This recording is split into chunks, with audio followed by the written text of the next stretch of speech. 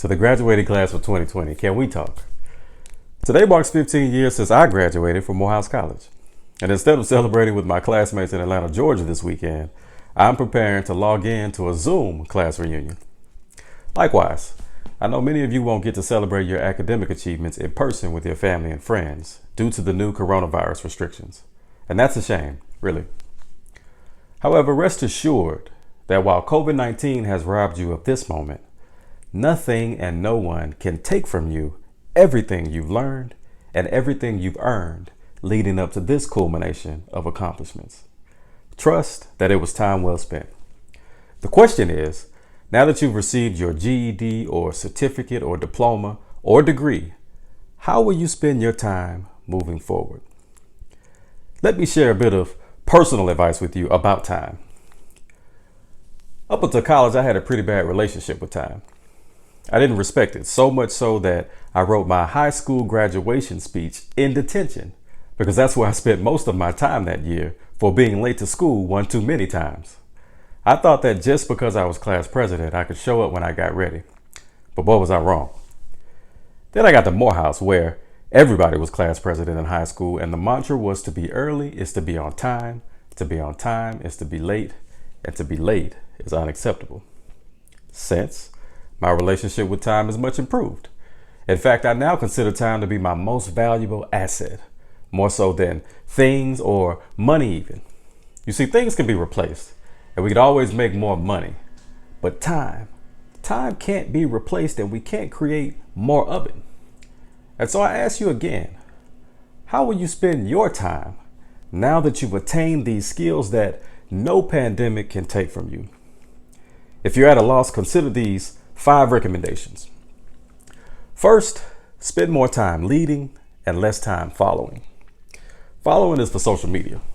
What society needs more of are leaders, the kind of leaders whose sole purpose are to make more leaders by sharing knowledge and sharing power. The American psychiatrist David Viskin said, "The purpose of life is to discover your gift. The work of life is to develop it. And the meaning of life is to give your gift away." So be the kind of leader that gifts leadership to others. Likewise, spend more time listening than speaking. The Greek philosopher Epictetus wrote, "We have 2 ears and 1 mouth, so we can listen twice as much as we talk." Listening gives way to learning, and learning leads to living on purpose.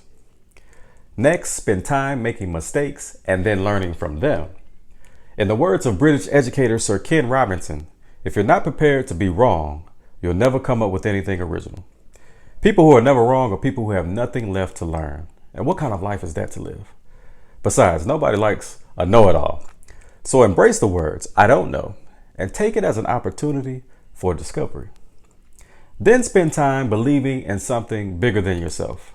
Whether it's a higher power or the universe or a cause, believe that the world is bigger than our individual problems or triumphs, and nothing we do is in isolation from one another.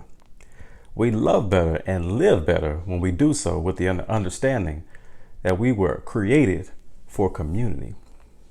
And finally, spend time on yourself and with yourself, and then with each other. How you treat yourself is a direct reflection of how you'll treat others. So be kind to yourself, be gentle with each other, and don't take either for granted. I'll leave you with this. 4 years ago, I attended Morehouse College's graduation to celebrate a little brother entering the illustrious ranks of Morehouse men. Afterwards, a young man who I did not know walked me down to ask me where I got my suit from. He complimented me on the way it fit, and I told him it was tailor-made. Immediately, he dropped his head at the disappointment of what seemed to be unattainable at this stage of his life. It was in that moment that I realized that although I haven't yet reached where I'm going, I'm definitely not where I used to be.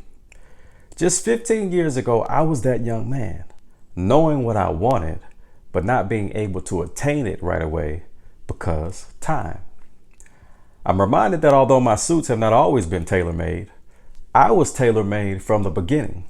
I just needed to grow into the suit for which my tailor intended for me to wear. Life is not one size fits all. It's a journey that's different for everyone.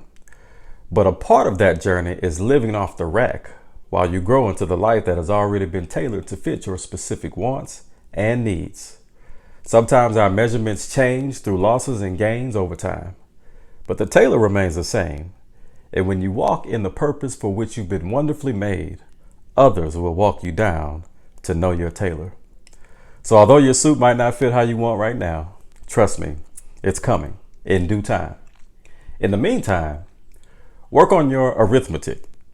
You see, the greatest math that you could ever learn is how to calculate the future costs of your time spent now. Don't find yourself in detention in your senior year because you showed up late to life. Instead, be early, because to be early is to be on time, and your time is now. Remember, we all used to be somebody else. What's most important is that we're always working to be better today than we were yesterday. You be the cure you wish to see in the world. Congratulations to the graduating class of 2020. Peace and blessings.